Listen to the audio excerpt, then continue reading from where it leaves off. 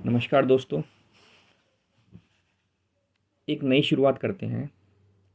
समाचार पत्रों में बहुत से लेख आते हैं, बहुत अच्छे लेख आते हैं जो कि पाठकों तक पहुंच नहीं पाते हैं क्योंकि पाठकों के पास आजकल समय का बहुत अभाव है पढ़ने का।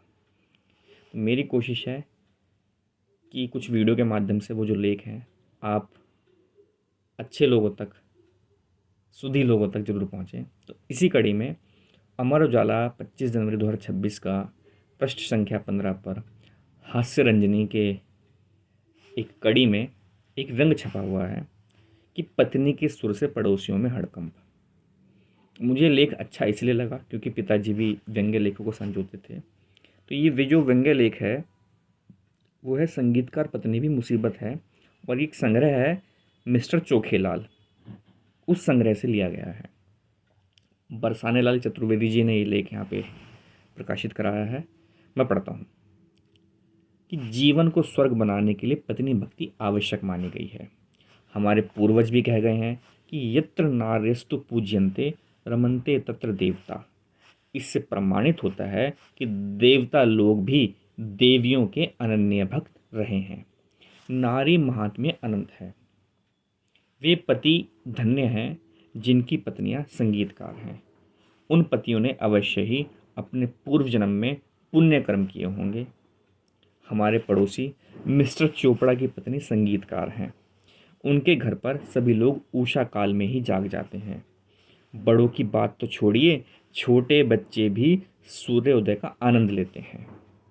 न उनके यहाँ प्रातः जागने के लिए कोई घंटी बजती है और न अलार्म घड़ी ही उन्होंने आज तक कभी खरीदी है। इस सब का श्रेय जाता है मिसेज चोपड़ा को, जो सुबह जल्दी उठकर संगीत की साधना करती हैं। उनके शब्दों में से रियाज कहते हैं। जिस समय मिसेज चोपड़ा सुबह सुबह भैरवी का आलाप करती हैं, उनके घर वाले ही क्या, सारी की सारी कॉलोनी में एक हड़कंप मच जाता है। लोग अपने अपने किवाड़ और खिड़कियां बंद कर लेते हैं। ताल देने को तबला वादक भी सुबह आ जाया करता था। खर्चा अधिक बढ़ने के कारण उसे बंद करा दिया गया है।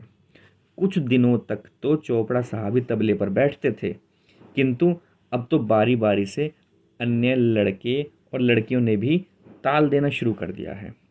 यह व्यवस्था इसलिए करनी पड़ी क्योंकि चोपड़ा साहब जी को उषा काल में दूध की लाइन में लगना पड़ता है। दूसरी मुसीबत है बच्चों के पढ़ने की। श्रीमती जी की संगीत साधना तथा बालकों की पढ़ाई का समय, संगीत साधना और बालकों की पढ़ाई का समय एक ही पड़ता है। चोपड़ा जी श्रीमती जी से तो कुछ कह नहीं सकते। बच्चों की पढ़ाई का प्रबंध एक पड़ोसी मित्र के गैरेज में करा दिया गया है। श्रीमती चोपड़ा की आवाज़ में कितनी मधुरता है, इसके लिए शोध की आवश्यकता है, किंतु वे अपनी आवाज़ की मधुरता पर इतनी मुग्ध हैं कि उसका जिक्र करने पर इतनी लज्जित हो जाती हैं, इतनी लज्जित हो जाती हैं कि उनका मुंह लाल हो जाता है, लाल हो जाता है। बहुत बहुत शुक्रिया, बहुत बहुत आभार। फिर मिलते हैं एक नए लेख के साथ।